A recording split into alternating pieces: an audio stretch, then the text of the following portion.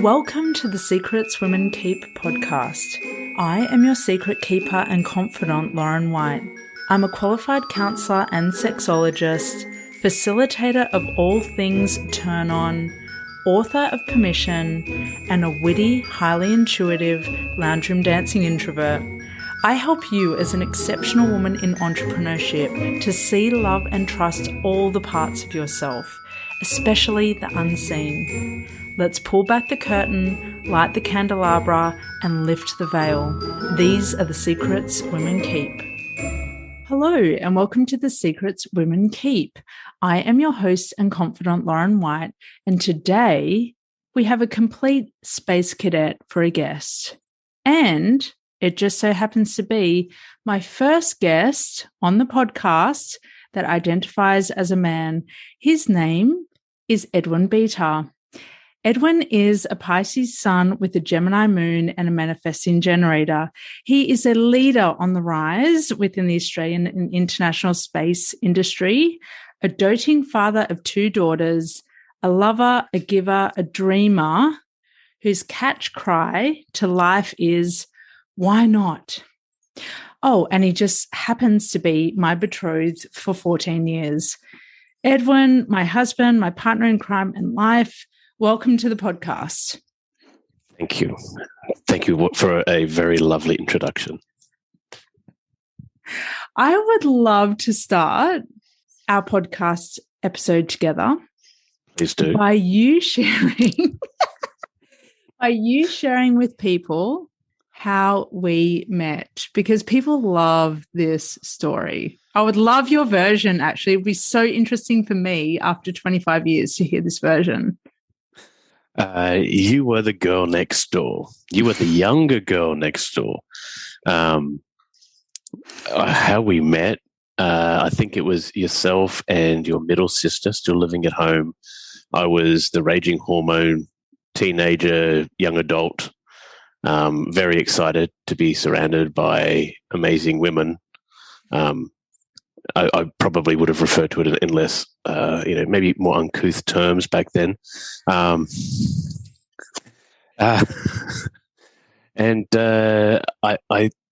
My fondest memories before we started dating or anything like that was I was like the garbage can that you guys would invite around. It's like, we've got leftovers. Come around, meet our family and eat the scraps. So we've got too much food. And it's like, I loved it. Come around for a swim and eat and hang out with like all these hot women. Like, this is cool. Food and women. It's a way to my heart. I know. And I think we'd often add a beer on top, of which you loved at the time. And you don't really love so much anymore, but at the time, being you had a voracious appetite because you were playing water polo, just had to drop that in, hashtag water polo. You're playing it sometimes twice a day, and you were just, you were a garbage can because you needed so many calories to keep up with how much exercise you were doing. Couldn't put on weight. I struggled to put on weight, and I ate. I remember going over and you would just sit there with a litre of milk, like a carton of milk, and just scull it and then put the empty carton on the coffee table in front of the TV, and I was just astounded. It was incredulous. I couldn't believe that someone could just chug milk. Yeah. I was a family of one. And on that note, this is funny that this has come up on the podcast. This is a fun fact about Ed. Ed has an open gullet. And if anyone knows what that means, Ed sign up to my OnlyFans. Drink and eat like in record speed, and is the Grafton pie eating champion. How many years, Eddie? How many years did you claim that title? Look, I was there for a couple of years, and I claimed it for 2 years in a row. And I have to clarify, this was not how many pies. It wasn't a quantity. It was a speed test. So it was Hank's Pies in Grafton. Yeah. Amazing, amazing pies. And I was actually working in the car industry, and someone thought, hey, I've seen Ed eat. You should actually go compete because you're a bit of a monster. So I think it was it's like your 4 and 20 kind of meat pies. It was 2 pies in, I think, 15 seconds or something ridiculous. So I was pretty happy with that. You're pretty happy. You're pretty chuffed, especially the first time you claimed the title. The second time, you're a bit of a shoulder shrug. You're like, I don't think you even told anyone the second time because you're like, yeah, it's just like a part of my fabric now. And I done that, and I've got the 4 kilos. I remember you telling us the secret is that you've got to turn the pie upside down. So the flaky bits don't get caught on the roof of the pastry. Absolutely. The bottom pastry was so soft and supple, but the top was flaky. So if you ate it with the top up, it would get stuck to the top of your roof of your mouth and it would dry your mouth out. So it was like you want to like get as much saliva as possible. You turn it upside down and you just shovel. You shovel. So to recap the story of how we met, because we've gone off on a tangent, which doesn't surprise me given the nature of our ordinary everyday conversations. There's a lot of tangents and a lot of interruptions. But the story of how we met is that I was a braces-clad schoolgirl and with uniform, the private school uniform and everything. Everyone's got a and fetish. My bedroom was on Eddie's driveway because they were on a battle axe property and their driveway ran past my window. And Ed and his friend, who was the best man at our wedding, Sean, they would come to my window and they would whisper, Lauren. And I thought it was possums, like killer possums.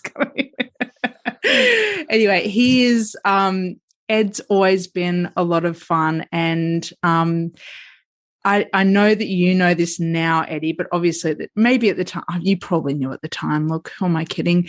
But obviously, I remember, and I don't know if I've ever put it to you in these words. I remember the first time I saw you, I literally stopped, like everything in my whole body and psyche and mind. And I know I was not even a 15-year-old schoolgirl yet, a teenager, but everything in my body just stopped. Like it was like time stopped the first time I ever saw you.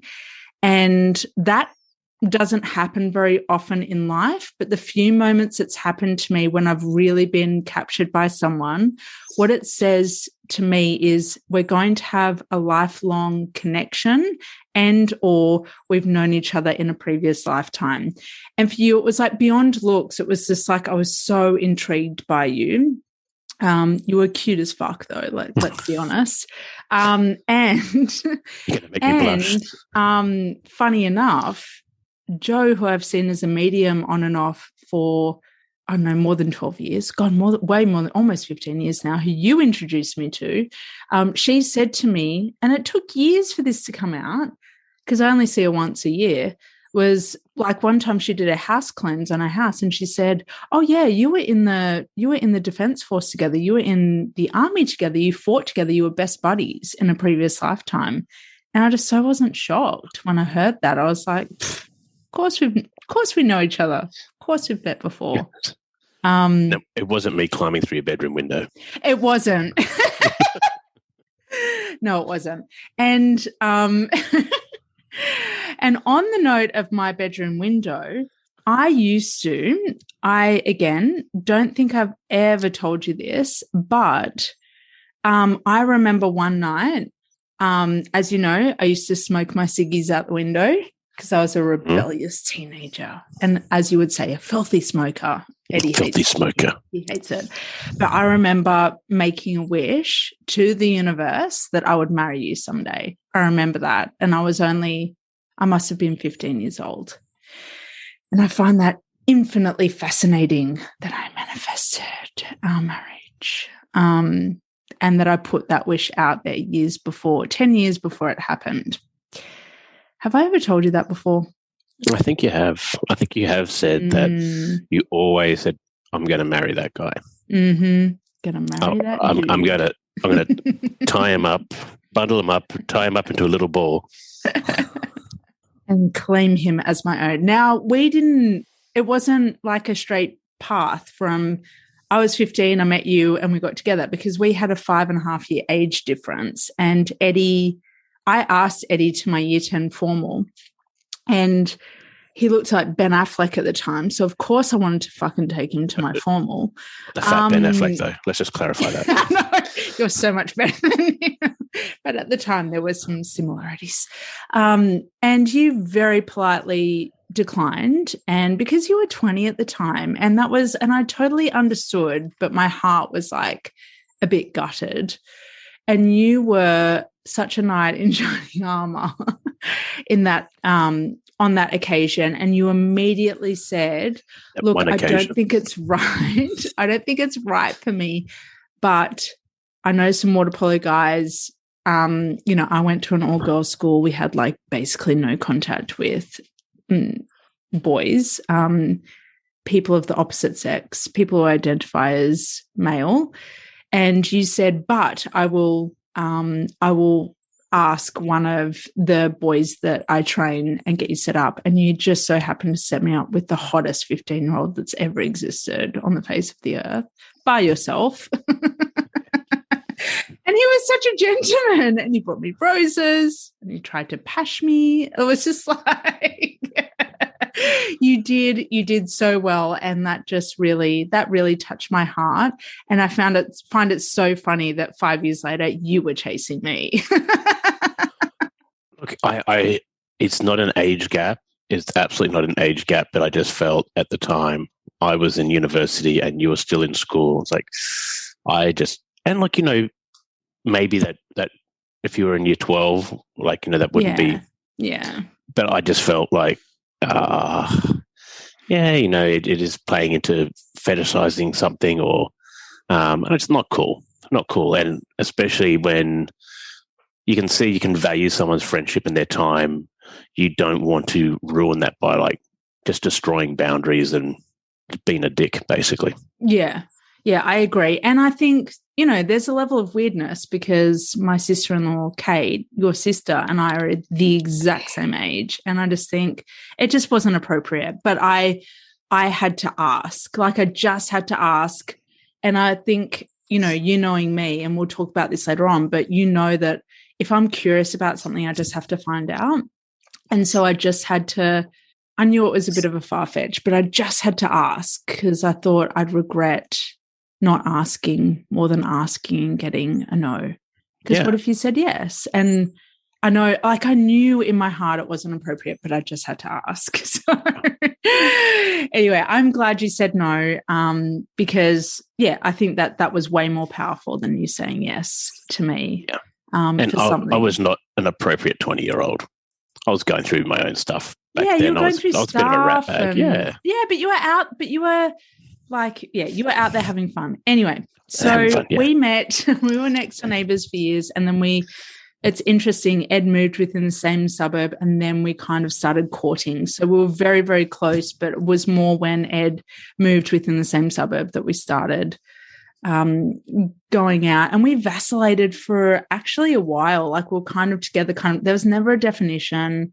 It was a funny start to a relationship, a very non-traditional start, but it was ours. And I think we've kind of reverse engineered relationships in terms of we haven't had that year and a half of like full throttle passion and then things die off. I feel like you and we just get better with age. Like I feel like we never could really pinpoint why we were together. I don't want to speak for you, from my end, I feel like it's clearer to me now, almost 20 years later, why we're together than why we were together why we got together 20 years ago. I'll put it that way. A long pause. I agree. There was definitely, it was a funny beginning, but it was an interesting time in my life too, because there's a lot of upheaval. I think we probably officially said we're going to start dating, but then my mother died. Yes. So it was a tumultuous time, and it's weird when you can say, like, we're friends and we hang out a lot. But when does that cross from being friendship to being more? And I think it just evolved. Because I think we actually spent a lot of time together. I think we got on really well together. And so there was already a strong foundation. And it was that period. It's like, well, hang on, are we friends or are we more than friends? Like when's this starting to cross? And you could remember that time when it was transitioning. But then, my life went through a bit of upheaval. So it was an interesting beginning. But I also think like it's just strange because we'd known each other for years. Known each other for years before we actually said it. Yeah, you know what, we're together. So it's not like we just met and hooked up and it was just all aflame for a few months or anything. It was, I think we had a really good rapport and pretty strong foundation, and we knew each other really well before we even started dating. Yeah, that's so true. We did. And something that I really cherish and value is the fact that I knew your mum before she passed, that I knew her for more than 5 years, that I knew her and I knew how much she meant to you. So to be able to see her just before she passed and before I went overseas for another stint, it was that I really felt that meant a lot, that I knew who she was, so that when you spoke about her, I knew exactly what you were saying because I knew who she was and I knew her character. And God, she was a character. Yeah. So that could be a whole nother podcast episode talking about Ed's beautiful, charismatic mum, Gail. So so that was a weird time. That was like she'd passed, you were grieving. I was calling you from overseas. Like it was all just a bit, it was a little bit weird and rocky, our start. But I think we're kind of late bloomers in our relationship, and it's actually very satisfying that we are hitting a stride like later on in our relationship, that I think some people peak really early and ours is kind of getting richer and deeper as we get to know who we are individually and as a couple. And on the note of knowing who we are individually, I was wondering if you can share with listeners about your experience of being diagnosed with ADHD later on in life and what that's been like for you and what that's been like in the context of our relationship and family. Yes. And it's interesting because I know I'm part of a cohort that's being diagnosed at the moment. There seems to be a lot of people around my age.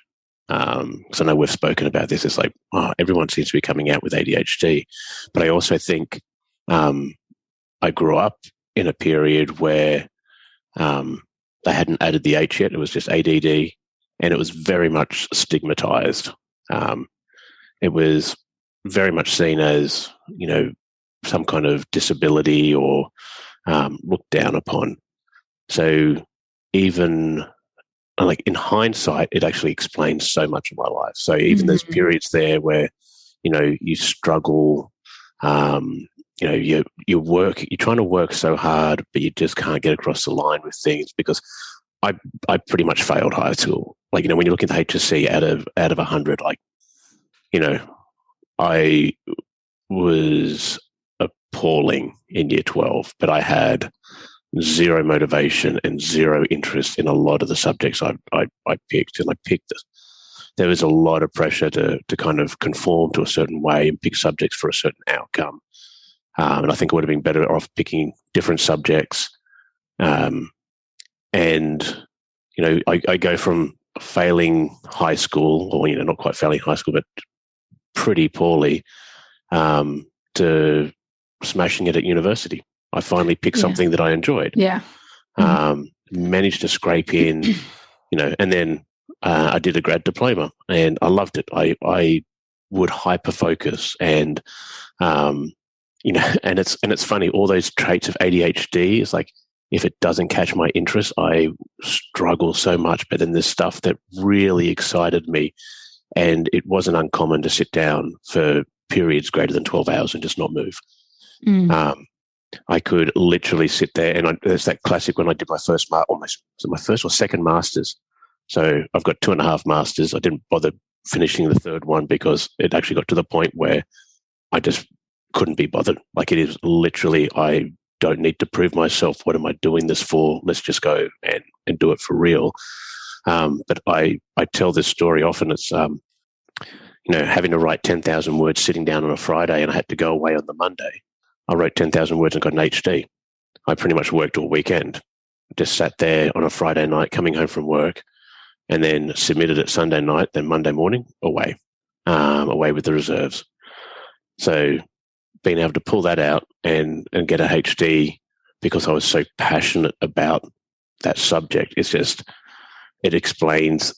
I mean, that's only one example, but that kind of characteristic is like all or nothing in some respects.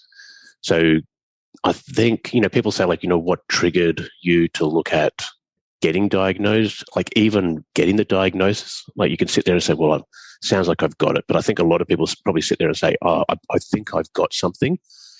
But I think, we had that discussion and we could see it with, our daughters. You could start seeing characteristics come out with the eldest.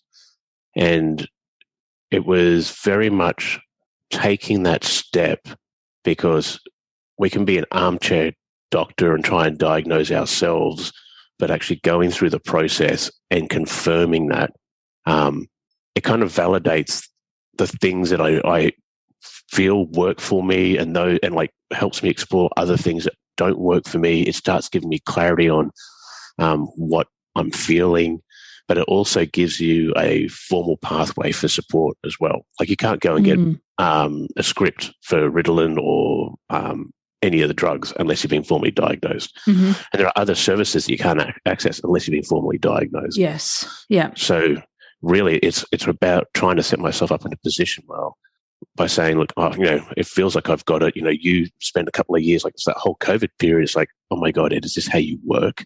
Like it's like, 7 or 8 cups of coffee a day normal. And then you realize that I had been using the caffeine as a form of self-medication. Because it's quite common for people with ADHD to consume copious amounts of caffeine. And apparently it's got a key, protein in it to help stimulate the dopamine. But I would actually find that, when I was working in the city, I could have 4 or 5 cups of coffee and I hit this moment where I could sit down and within an hour smash out 8 hours of work. Wow.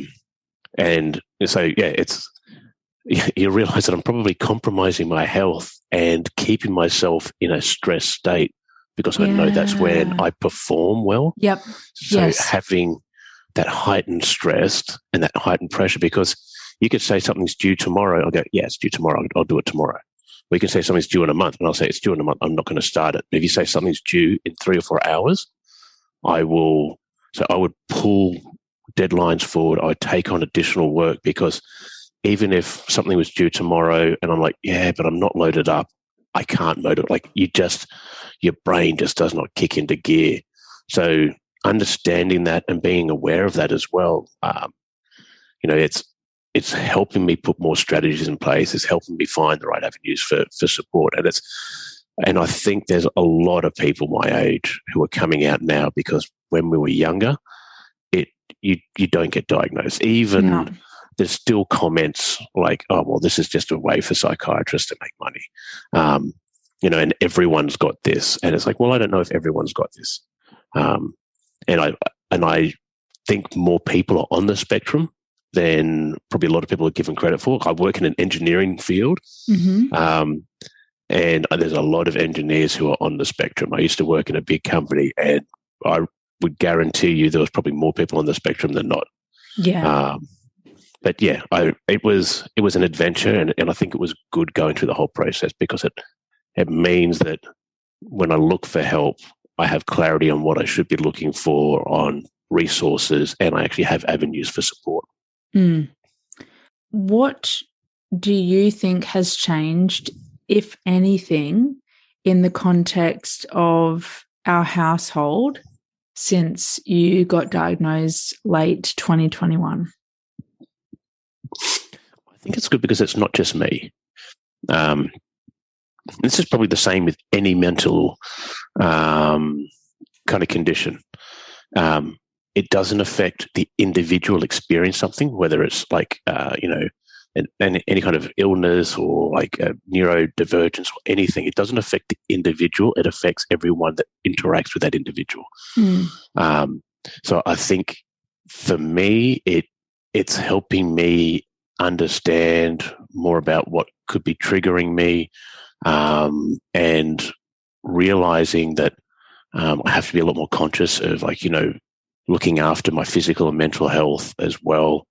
And it's just simple things like, making sure I do take those breaks, making sure to help recognize when I'm not functioning properly and to mix things up and to make sure that I'm more productive. And even, I know we've spoken about it. I know we've spoken about it in sessions and stuff.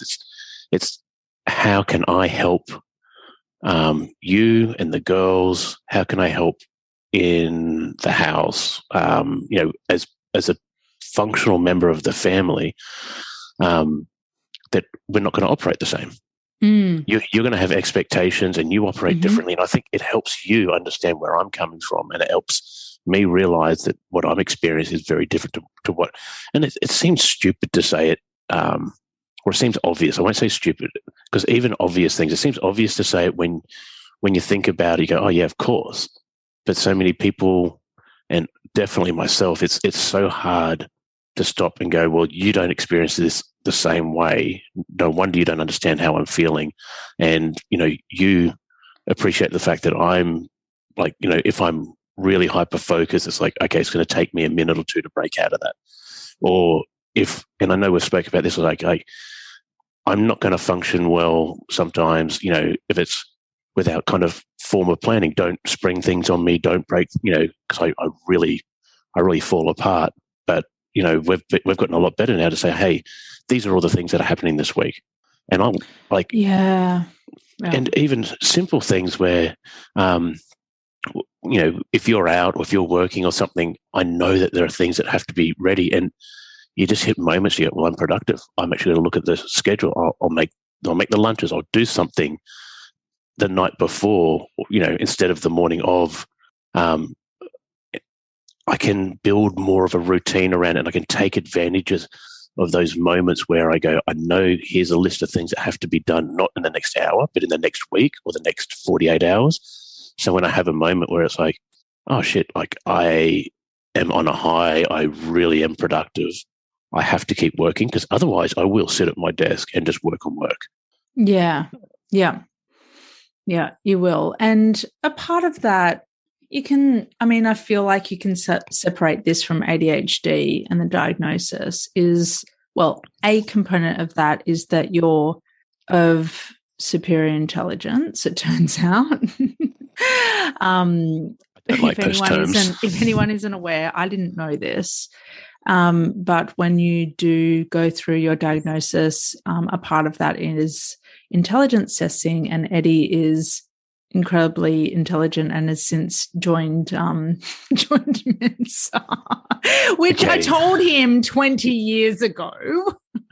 Okay, let's just say I don't like the term superior intelligence, because I know you say there's a lot more. There's a lot of ways to measure intelligence. We've talked about this forever, and I don't even mean that when I say it. It's a percentile based on this particular type of intelligence testing, and we have talked about this a lot, and we both recognize the vital importance of emotional intelligence as well, and all the other forms of somatic intelligence and awareness, and most definitely. But that intelligence piece, like a part of it, I feel like there's parts of you where it's like, yes, it's ADHD and it's intelligence and it's passion, it's pure fire that you have in you, and that is just its own flame. The fact that you wrote in a folder when you were 20, 21 years old about your dreams of what you do in the space industry, and you did not start out in the space industry. So I just want to recognize that it's you are not all you're just only a diagnosis at all. You are not 4 letters. You are so much more than that. And I feel like there's aspects of you that diagnose that diagnosis just doesn't even describe or compensate for. Like, you are such a master manifestor when you want to be. When you write something down, it happens. And so part of my lectures to Eddie lately have been, write it down and it's going to fucking happen. You mentioned something when you were speaking a few moments ago, and it was about us going to sessions. What has that been like? We have been going to couples sessions for, it's going to be a year soon enough.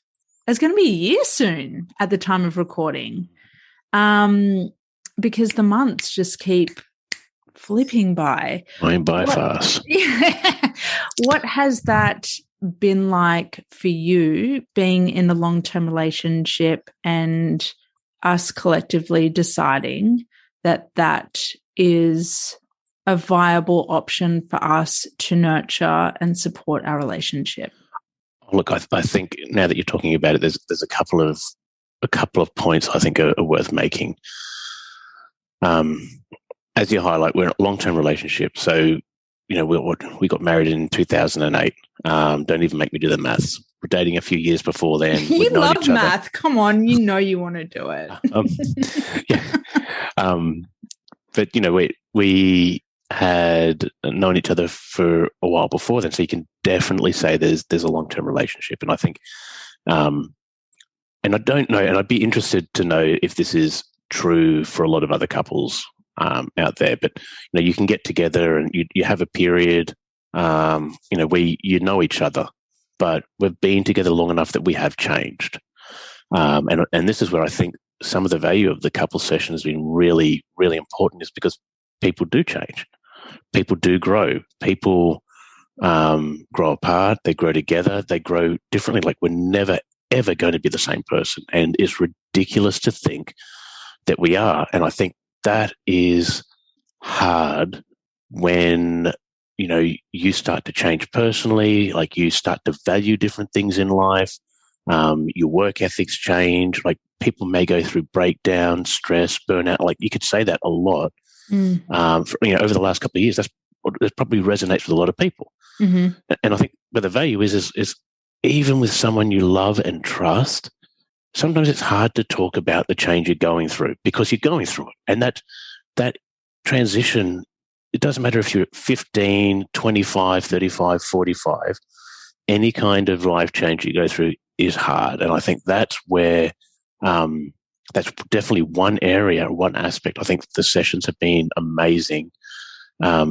Is they've given us a very safe space where we've both had, a voice.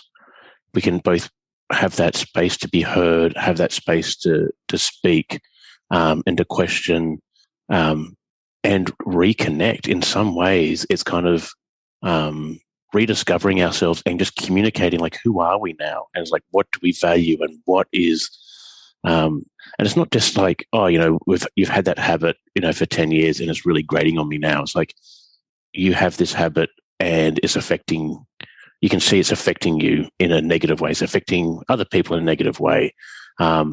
We can deal with that. And we've definitely dealt with that in sessions. And that's amazing, because that's just making sure the wheels are greased, so to say. It's like, the relationship still works. Mm-hmm. But I also think we're able to discuss things like, and because not only, because I see the same person on a one-on-one basis as well.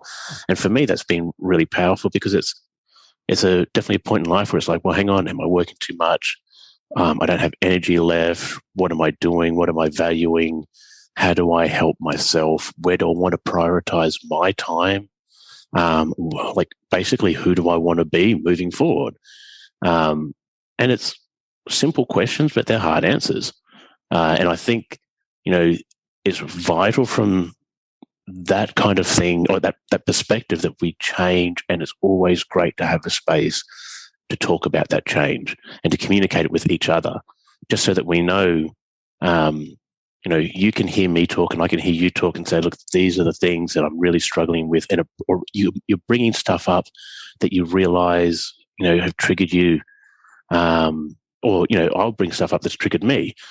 When I say you, I mean the collective us. And it's coming to the front, and we're at a stage now where more emotionally and life experience, more emotionally mature and more rich in life experience, we can recognize some of those habits and some of those things that we experienced at a younger age, or that we've had, that in some ways are holding us back. So it's great for that personal growth. It's great to grease the wheels, and it's great because I think it lets us change and evolve as human beings, and lets us do it together. And let's be honest, there's a lot of people who I think drift apart and separate. And there's a lot of people, they'll find connection elsewhere. They rediscover new passions. And I'm not just talking about romantic relationships. I'm talking about, there's interests and passions, and people are different at 40 than they were at 20. And if they're not, then that's pretty sad. Yeah, I agree. I mean, we both agree on that. We've both witnessed each other change and evolve significantly over the years, and source different passions and be like, okay, I'm doing this now, I'm into this. But the interesting parallel between the two of us, and I will come back to couple sessions, is that the interesting parallel between the two of us is that it's always been the same thing, but kind of just tasting different flavors of the same thing. So for you, it's always been space, but the way that you've gone for that has been through all these different channels. And for me, it's always been personal growth, self-intimacy, but just the ways that I've gone about it has changed, whether it's, all the taboo stuff that that I've done. So it's fascinating that I'm really stoked that you said that. I feel like I'm most suspicious of people that haven't changed. That is actually red flag. It's why haven't you changed? People say, oh, you've changed. And it's like, yes, you should be changing. But I will go so far as to say, I don't even have to say I know that was one of the best decisions that we ever made, was to seek external support. And I'm not going to say we're lucky, but because of what I've done over the years and who I've chosen to surround myself with, we are in such gratitude to who we see as they are an embodied counselor, and that's all I wanted. I did not want someone to just talk to our heads and talk to our minds. I don't care whether you're a psychologist or a PhD. That doesn't impress me. What impresses me is how well you know your body and how well you do things through your body. And lucky for me, we just so happen to know someone because I've worked. They've been my tutor before. So that has been a key piece for us, I think, doing in the session time that we have, and it's an hour and a half, not just your bog standard 50 minutes or an hour. It's an hour and a half. So we go deep and we go all in and we go into our bodies and we do it together. And the biggest breakthrough I had with you, which I'll do a whole different episode about because it's too big to bring into here, but I've had lots of breakthroughs in there with you. But one of the biggest one was around receiving your love, receiving your devoted, unconditional love and fully receiving it. And how challenging I find that because of my family of origin, because of my history, because of, a lot of historical factors.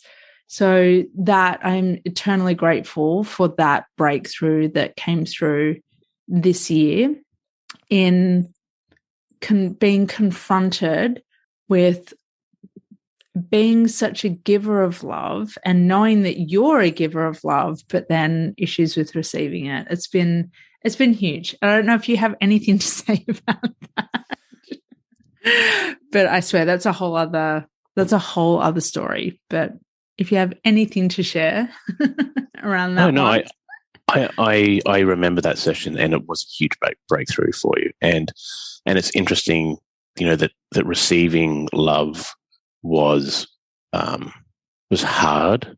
Because since then I have noticed a change in our interactions. I have noticed, how we'll,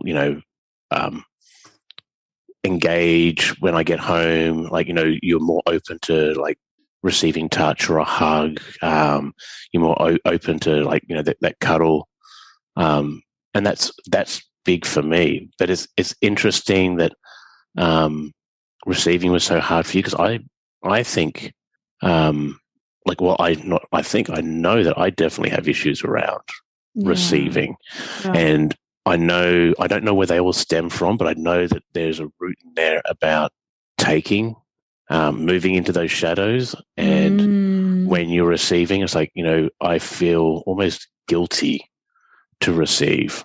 So like, your breakthrough has actually led to me reflecting on a lot of my own behaviors. Because like, I love to receive, like I love to be pampered, but then there's also moments where, and it could be simple, like, just asking for a back rub or asking for something, to receive something. It doesn't necessarily have to be an intimate act. Like, it is intimate, but I mean sexual act. But even then, there's probably there's a root of guilt and almost like obligation. It's like, now that I've received, I have to pay back, and I don't want to owe people things. I don't want to feel responsible for it. So I will deny myself certain things because I don't want to owe anyone else anything. So you're seeing a tally, like the tally board is very dangerous. Oh, yeah, completely. In giving and receiving, taking and allowing. Very, very dangerous. And what we're referencing here is The Wheel of Consent by Betty Martin, which I've talked about in The Secrets of Taking, or taking what you want. That's what that episode is called. And yeah, the tally board is very dangerous, because we then constrict when we've got this opportunity to receive. And I think we've both been victim to our mind that says, oh, it can't be possible to receive even more because I've got all this evidence that you've already received enough. So isn't there like a cap on it? Isn't there so that's an interesting one. And it's what's interesting about our love languages is that, people find this interesting. My fifth love language is touch. Like my last one is touch, and I study sexology. And yours is definitely number one, touch. And it's like the first thing in me that shuts down when I, become contracted. But for you, it's just this ultimate source and well of being affirmed and belonging and everything. So it's just it's a funny dynamic that we have. And it's interesting how I need to sometimes extend beyond my comfort zone to give you touch, even though it might not be my inclination. And you need to extend beyond your comfort zone to provide words of affirmation. It's just such an interesting game. Like you can feel each of us is like you're trying so hard to give me words. And I'm like going, oh, do you want your foot touched?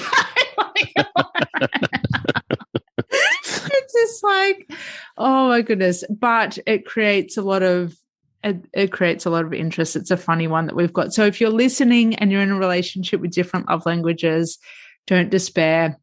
It's a work in progress. It's not the be all and end all. It's one aspect of your relationship, and the way that you interact. I want to make sure, and I did share this on The Secrets of Having a Second Place When You're in a Relationship. Go back and listen to that episode. I want everyone to make sure that everyone knows that I think this is really important, by the way, that we started couple sessions before we got the apartment.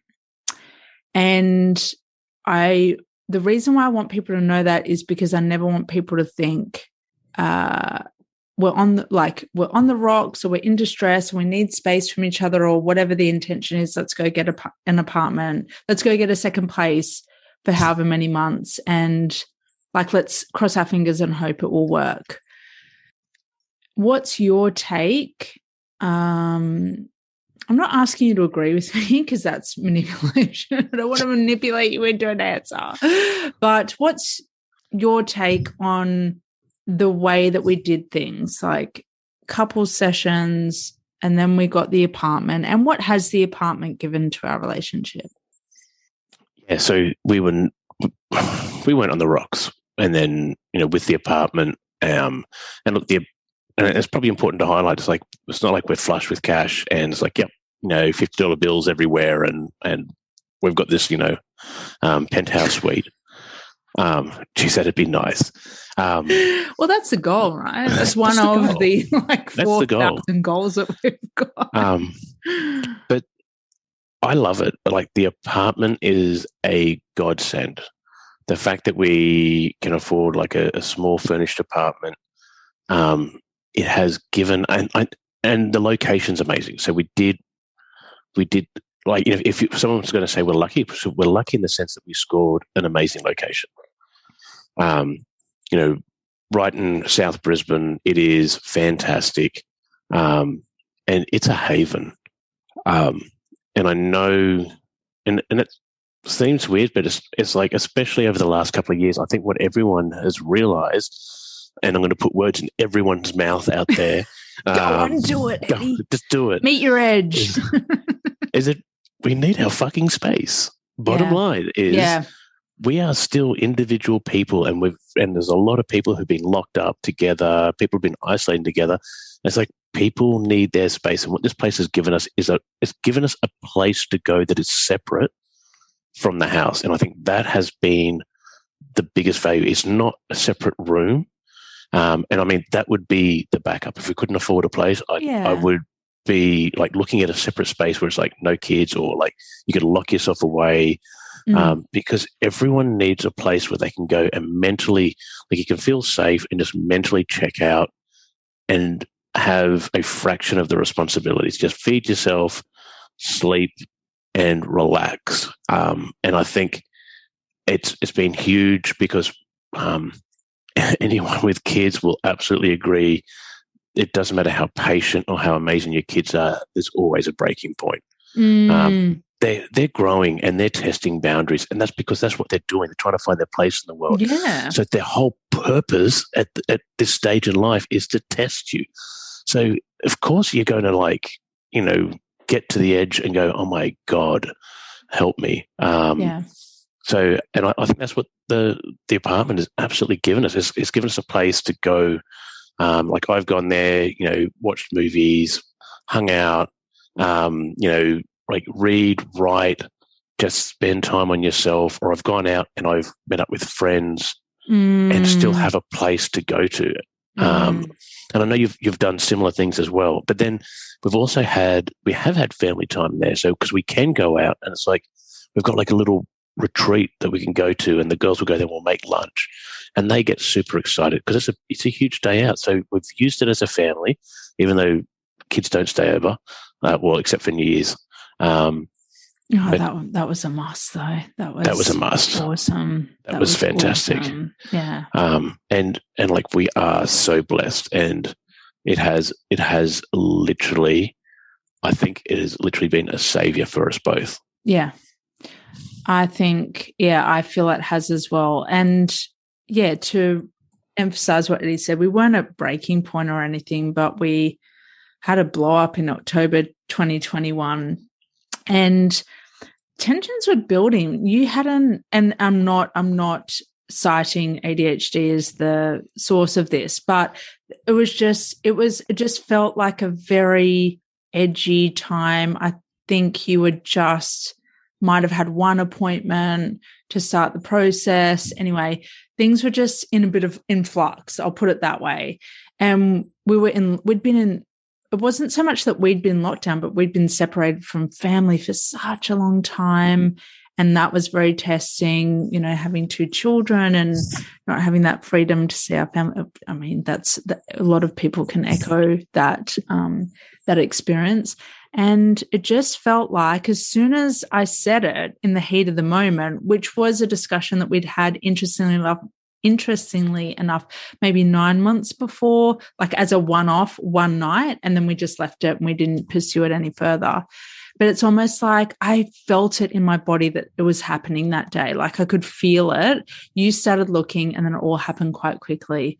It has been such a, it hasn't been an expense. It has been an investment in our relationship, in our individual identities, in our social life, in our nervous system, in our creativity. That space has allowed me to have new creative downloads, and the time and the rare occasions just you and I have been there together has been so beautiful as well, and so connected. So if anyone's listening and it is a possibility for you to trial this on a short-term basis, this is just, it's just been a godsend, and we know we're privileged, and we know that this is absolutely phenomenal that we can do this. So if you are in a position to do this, oh my God, don't. And you are in a process of talking about your relationship and the other factors going on, then this is a wonderful step to explore yourself. And if you can't, for some reason, do this financially or contractually, whatever, then like finding a hotel or a space that you like to develop a relationship with and go on a regular basis, I would say, is the next best thing if you can't do a commitment. But just get that space. Get the space. Yeah. Take it. That's I think we'd had that discussion as well. It's like, we could go to a hotel room, but you can pay $200 or $300 for a hotel room, and you're checking in at 2, getting kicked out at 9 or 10 the next day. So you're not really, you want to stay 2 nights. Rightio, there's your $400 to $600. That's a week's rent for 2 nights. Yeah. And that's when you realise, well, hang on, if I'm going to do this more than one weekend a month, you're halfway to actually paying for a furnished apartment in some locations. And I actually remember having this conversation with a former colleague, and they were asking me, they're asking me about the apartment, and they go, oh, that's really interesting. Like, why are you doing it? And they're asking me questions. And then I basically got to the crux, and this is, I know this is stuff that you've said as well. But there are no rules. Like, why? No rules. Why not? Like, we don't have an apartment. Like, people have beach houses. Like, like you always see movies, or people who can afford it. They've always, like, you come from Sydney, and in some of the suburbs, it's not uncommon for people. We're going up to our beach house. It's like, God, that's nice to have.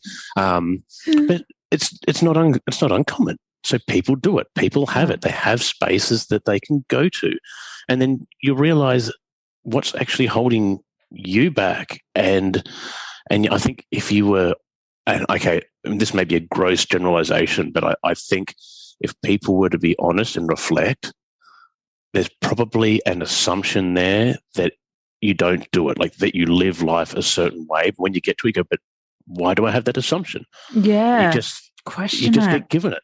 Yeah, you just, yeah. And when you question it, that's when things get powerful. And I remember a moment because you went straight into problem solving mode when I brought up the apartment in October 2021, the day that we had that blow up, which thank fuck, I'm so grateful to it. It was so cathartic and generated this wind of change, and this forged our bond even more. So thank God I'm grateful to the disagreement and the tension that was in our lives then for generating such change. And I want people to hear that, because not all tension and disagreements and blow-ups and all the rest of it are bad. Like, don't demonize them. They can be wonderful instigators where you were numb. They can be wonderful instigators where you kept sweeping something under the rug and hoping that it would be okay. And I'm so grateful for that. And I knew in my body when you started looking, I was like, oh shit, this is happening. And I had this brief moment in time where it's like, what would people think? And I went, no. I immediately, before I could even finish that thought in my head, it was like is it a lasso? Lasso? Yeah. Yep. And it was like, I just whipped it straight back and went, not going there. Don't give a fuck. No, you don't. like I just immediately went, that is old little girl shit talking. You are a fully fledged woman. You make this decision. And I asked myself in that moment, again, this like all happened in a nanosecond, by the way. It was just like, it's your life. What are you going to be satisfied with on your deathbed? It's your life. What is right for you and what is right for the longevity of this relationship? And I did not think about anyone. I thought, fuck them. It's not their decision to make. They are not the ones that are in our life and in our situation and experiencing the tensions that we were feeling as a result of the culmination of contextual factors, individual factors, just everything going on. It was interesting. Okay. I've got to say tangent alerts and stuff here. But I had this conversation today and I think it is kind of related. Like, you know, that whole thought of like, what will other people think? And, you know, my conversation today was kind of stemmed around the fact that if I could go back to my 20-year-old self with what I know today, the first thing I would say is don't give a shit about what other people think, because when you look around at all your peers at the moment, when you're older, you realize you're all thinking the same thing and you're all afraid of the same thing and no one is talking and no one realizes that you're all in the same shit together. And it's like, when you're kind of saying, but what will other people think? It's like, well, you know, if we're honest about this and people had more honest discussions, most people wouldn't think negative of it. Most people are probably sitting there going, oh, shit, that's interesting. That may work for me or may not work for me, but it'd be an open discussion. I think if we're honest, you know, I think a lot of us all go through the same shit, but we never see other people's stuff. Like people don't hang out their dirty laundry. You know, people put on the facade on social media and we think we're the only ones going through like turmoil and struggle. And I think that's what makes it hard because you feel so alone. Yeah. But we're not. And that's definitely the advice I'd give my 20-year-old self is you're not alone. Everyone's struggling through the same shit pile. Yeah. And it doesn't matter what the world looks like on the outside. If you have that connection with people, be honest with them, have these honest discussions, and you'll find support through that honesty because you'll realize that people aren't going to judge you. Like people who are true friends and stuff, they're not going to judge you. And I think there's more people who are more open-minded and more accepting and more willing to talk. And maybe, you know, maybe for a 20-year-old or a 15-year-old, it's you know, very hard to experience that. But when you hit your 40s, like 30s and 40s, people just kind of stop caring about, you know, trying to appear perfect to the world. And they're just honest. They become, I found in my experience, people have just become more honest as you get older, and you just stop caring about putting that facade with people. And that's so true, I think, but we still hold ourselves back by saying, what will other people think? But if we're honest, it's like they'd be envious or they wouldn't give a shit. Yeah. Like we stop ourselves when we stop ourselves, and really it's us stopping ourselves. It's not anyone else. No one else has actually passed judgment on us. Yeah. Yeah. I want to echo those statements. It's just the more, and it's not just age, it's the more that you know yourself, because there are people that are in their 40s and they still don't know themselves and they're still playing pretend. So it's not just an age thing. It's a I want to say convergence or nexus of age and the willingness to know yourself on that whole other level that really allows for you to be unapologetic about who you are, what you want to do, unfuck with a bull. One of my favorite That's a mouthful. Don't get out your synonym finder now, Eddie. Like, I'll have my lexicon on with hand. the bull. Yeah. So one of the last points, or probably the last point, I would love to bring up with you is what is it like for you what was it like for you when I released the episode, The Secrets of Being Bi, in mid-2021? Can you share what things were like from your end, because I basically sprung it on you. But like before I actually released it, I sprung the recording on you because I didn't even know I was going to do it. What are your memories of that time? Yeah, that's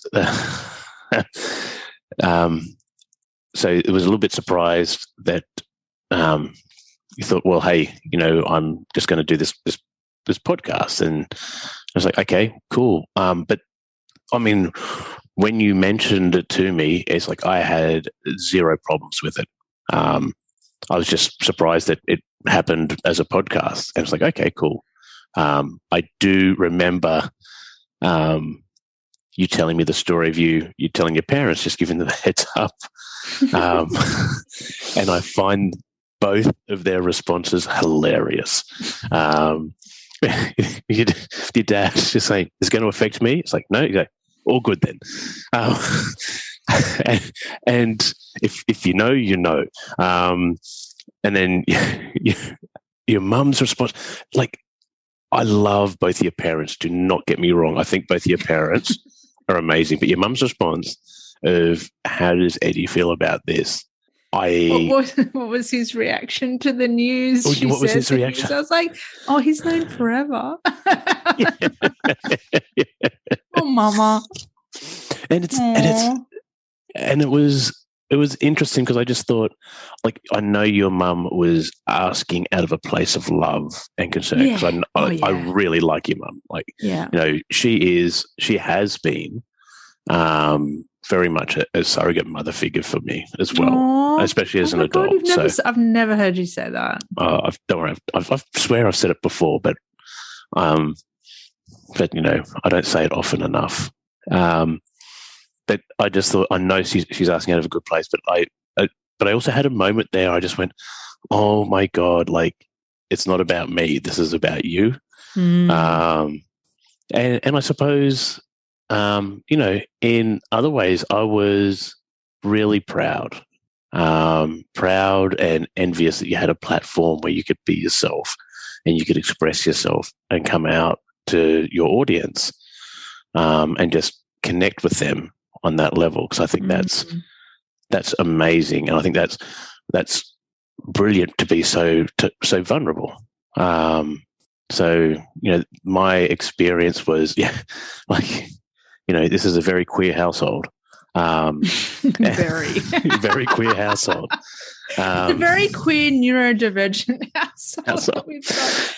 At this point, we have 50% of members diagnosed as neurodivergent, and I mean, and I emphasize at this point, it's not going to surprise me if that quota goes up to 100%. Well, and you could say at this point, 50% of us are bi. We just need to see what our daughters are. But I also think I love the fact that you express yourself on a platform like that, because one of the things that is constantly in the back of my mind is, like, we didn't have like a hard life growing up. Like, it wasn't always easy. We had our own issues, and I definitely I can't complain about my upbringing from certain aspects, like from a material point of view, but definitely from an emotional point of view. I think the whole undiagnosed ADHD and how I identify and how, myself and who I am, that, you go to an all-boys school, and trying to understand yourself as a young man, you don't get support from your peers. I never got support from my peers to really kind of understand who I am, how I identify, like how am I going to fit in this world and find my way in this world. So, and that's probably why always told that guys mature later, and and maybe guys don't mature later because of nature. I think guys mature later because of nurture. We get told boys can be boys, and we don't actually support that emotional development. But I know you coming out on the podcast, I think, was amazing, because I don't want our daughters to ever fear or worry about who they are. I want them to know that any way that they find themselves or how they see the world and see themselves in that world, that they are supported and loved. And I think that was probably, like for yourself, it was probably an amazing thing to do. But I think for us, identifying as a queer household, and saying that as a safe place for our kids as well, I think it's tremendous with that as well. And I've said as well way too many times as well. I was going to say we'll edit out those as wells, but I just can't be bothered. I can't be bothered asking the team to can you edit out half the as wells that he said at the end of the episode? I can't. It's not going to happen. Everyone just has to take you as you are, and you need to be unapologetic about that. Thank you for what you said. It's really it's just fascinating to hear it in that concise.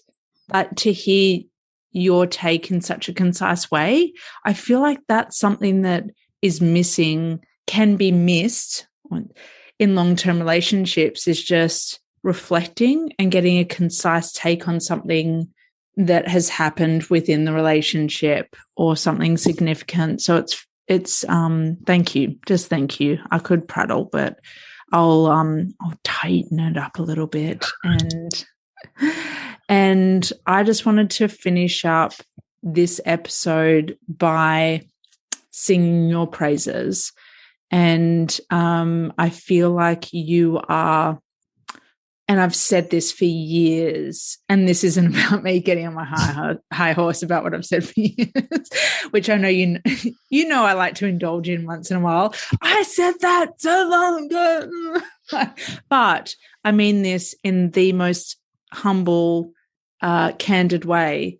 I've said this for years, that when you're in your 40s, people will start paying attention to you, and you are a secret that people will find out when you're in your 40s. And I knew it. I knew that you'd hit your stride in your 40s. I knew that you'd gain momentum in your 40s. And it's such a joy and a pleasure to witness that happening in real time. And I've always known, it's always been interesting being with you and knowing that you are this fucking secret. And I was like, this can't last forever. Can't possibly last forever. That the world needs not just men like you, but people like you that are so loving and such big dreamers. And the world just needs more of you. And I can see how people connect with you and how much other people love you, and just, in your world, in your sphere and in your silo of influence, I can see how much people love you. And I don't think I was really privy to that until recently, just jumping on LinkedIn and going, oh my God, okay, good. He's being seen. He's acknowledged. Secret's out. You are a trailblazer. You're a pioneer. You are a futurist, and I think that's one of the things, I know that that's one of the things that we really connect on, is that we're both intuitive futurists, and we can see what's playing out before it's even happening. And we're like, yeah, we knew that was going to happen. But we don't.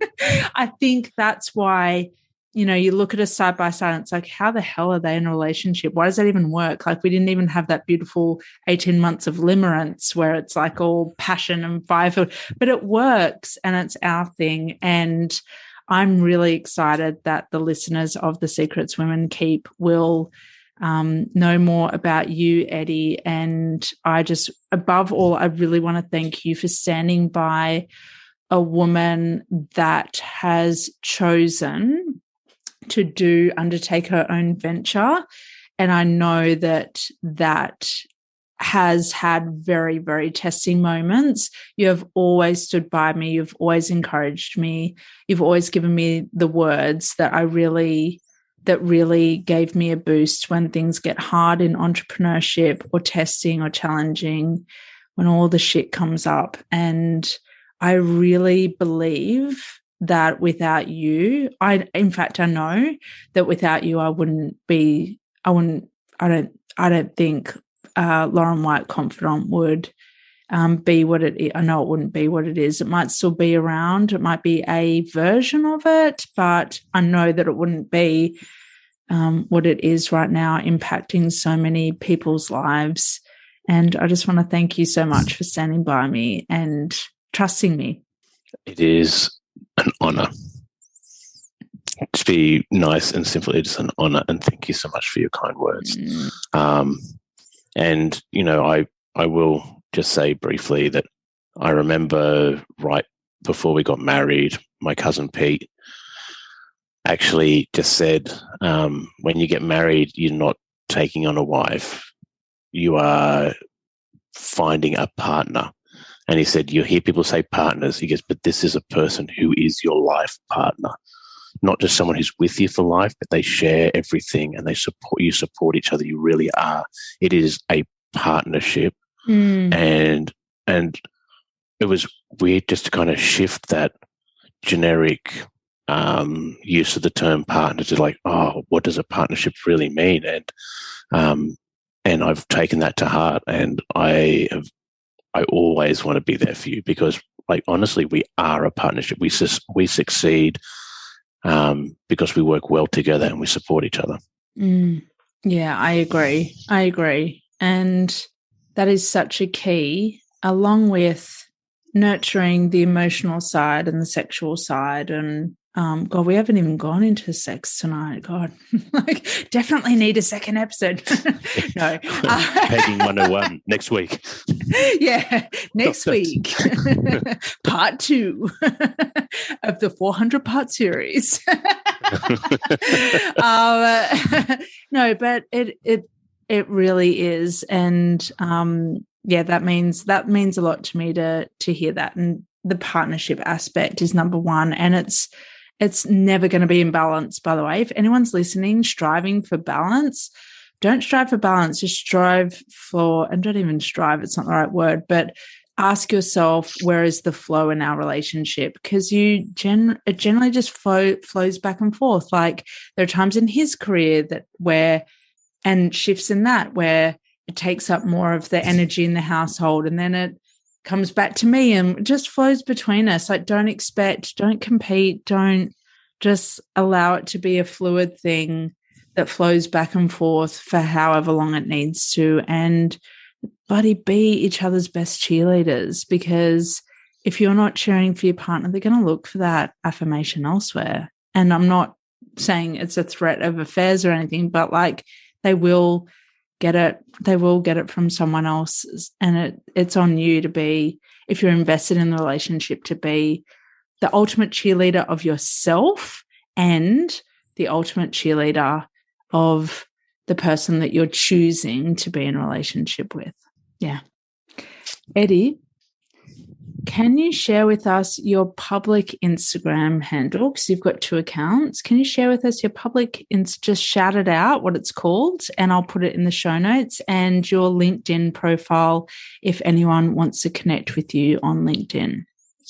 Yes, my public Insta should be an Aussie space guy. And just Edwin Betar is on my LinkedIn, and the name you'll is have the links available. We think the name is 1 in 8 billion, so you should be able to find him. Yeah. You should be able to find him.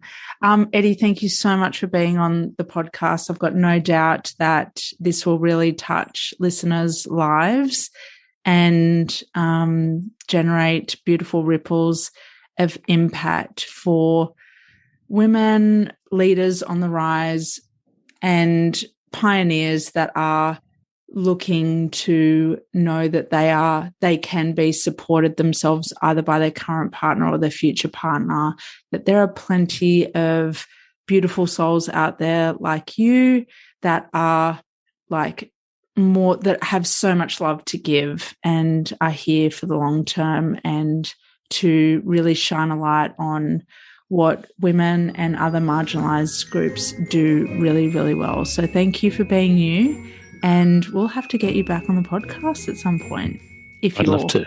consenting to that. Okay. Absolutely.